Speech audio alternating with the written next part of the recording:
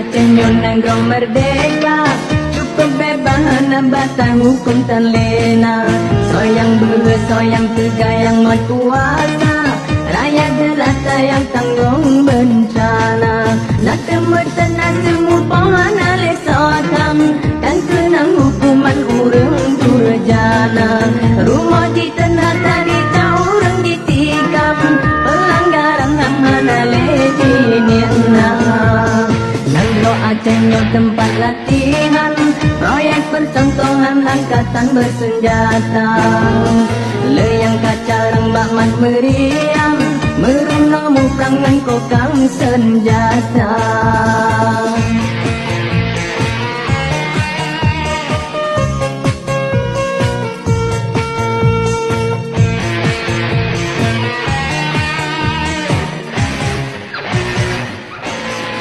Tragedi di tadi coba bayangkan, dalam kejadian dia terung donya.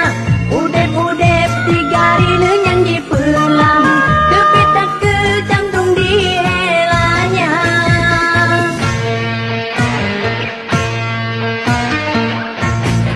Tragedi gandai tekani alunireng, sang-sang kubede balik di main serang. Gara-gara berutong side, anemik lente kale melayang. Sebit Aceh nyo negara merdeka, cukup bebas batang hukum tan lena. Soyang behe, soyang tegayang mat kuasa, rakyat jelata yang tanggung bencana. Nak temut tenang semua pohon alih sotam, dan kenang hukuman urang durjana. Rumah di tanah tadi orang ditikam, pelanggaran HAM alih dinirna. Sebit Aceh nyo negara merdeka, cukup bebas batang hukum tan lena. Soyang behe, soyang tegayang mat kuasa, rakyat jelata yang tanggung bencana.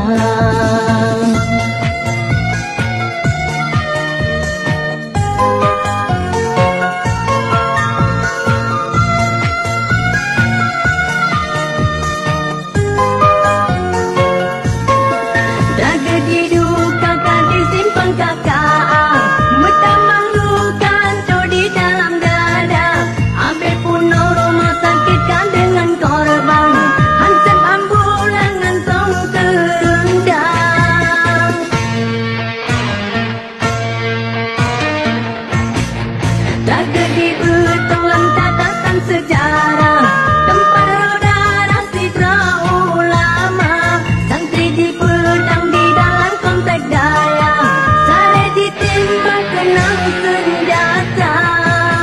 Hukum di Aceh lebih rimba, yang mat kuasa laga serigala.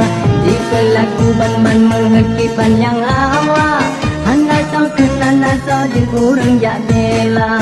Nak temu pohon alih sotam, dan kenang hukuman urang durjana.